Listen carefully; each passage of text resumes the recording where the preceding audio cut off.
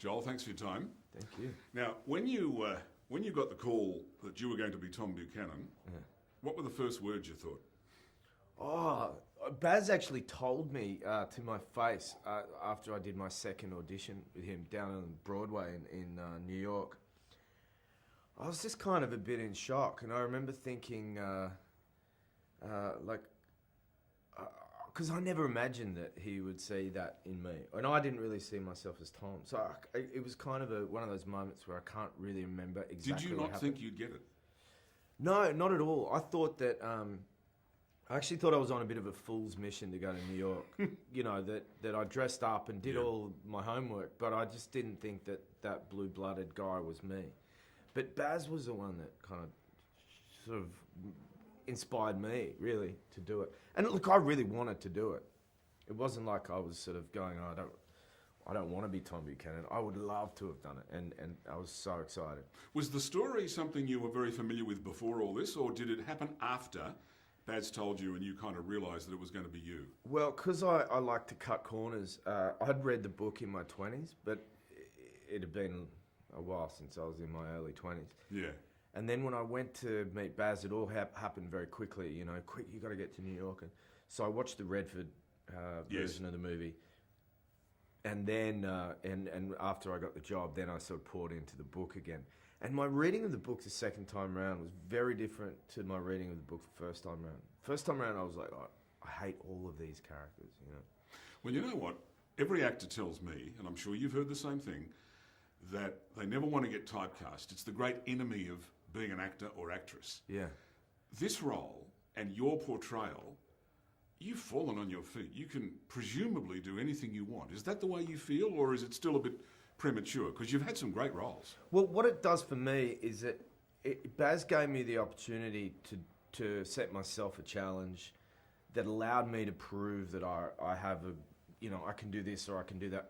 There's a rut you could fall into if you play the same character, and that's not the kind of actor I really want to be. If you some actors know their wheelhouse and they make tons of money and they have a great career doing it. I'm interested in playing all sorts of things, and I did early on in my career play lots of interesting supporting roles. So to do it in a movie like this, to be given that challenge, and it really does sort of allow me to go, well, hopefully other people will let me play the villain, and hopefully other people will let me do something really kind of colourful. But I reckon you must have loved being the opulent nemesis of the Gatsby character, because you know you were leading Toby Gray, completely Australian to go to a shrink, and it was all your fault. Yeah, you know, everything's my fault. Yes, and I win. Yeah. This is the thing to me. It's like Tom is old money, but he's a sportsman, and that's what I could relate to. But he has never lost anything in his life, you know. And all of a sudden, there's this guy in the form of Leonardo DiCaprio coming along to take my wife, and it's a new sport, and Tom's back on the field, you know. And it was great to have that fight, you know. Okay, got a question. Spoke to Catherine Martin earlier, and I reckon that her role in this was just superfluously great because of the costumes and the sets. How important was that in you portraying the character that you wanted to be? She is crucial to the character. I mean, her excellence in detail and the way from the bottom of the soles of the shoes to the top of that boater hat, you know, the way that feels, you feel like it's like those clothes are like a bit of a time machine. Because if you just hired them or borrowed them from an old production or something, that feels different. These clothes are made for me. These boots were measured to, just like Fitzgerald said, to help my calf muscles strain out of the leather, you know. And that becomes a time machine, if that makes sense. You like the sets, it helps you feel like you're really in that zone or that era. When you saw the movie in full, which I presume you did, because some actors won't watch what they do, but I can't imagine you wouldn't want to do that. Yeah. What was your reaction? Well, the first time I watch a movie that I'm in, we won't talk about that, because that's just like me being all me. Look, my reaction was, it's weird because you see a movie being shot, and then this movie has more like 30-40% extra that you get out of it that I never witnessed, which is all those Sure. travelling crazy, Yeah. you know, zooming shots and craning down the sides of buildings. And I was like, for the first time I watched a movie where I was like, I'm watching it as if I've never even been in that movie. Like it was a real, you know, crazy attack of the senses.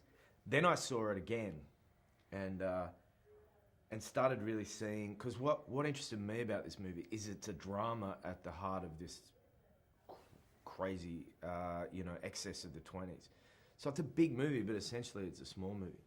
So then I was looking at the drama, and I love the drama in this movie. What's next?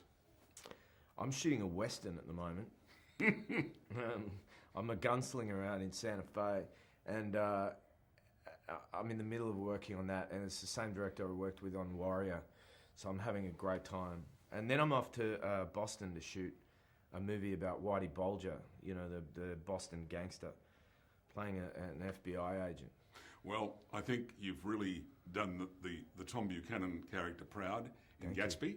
You'd have to be elated that the box office in America has really gone good, even though some crits have been a bit, but it's the audience that matter, not the crits, as you know. You must be very happy about that. Yeah, it is. I feel very happy that, you know, you put all that effort into making something. You want as many people as possible to see it.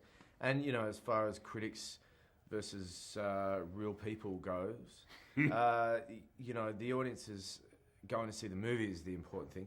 You'd love for everybody to kind of critically tick your movie in the right box as well. But I don't think Baz has ever had that. He dreams so grand that I don't think he pleases everybody. Well, congratulations. Great to meet you, and may you endure. Thank you. Pleasure. Thank you, sir.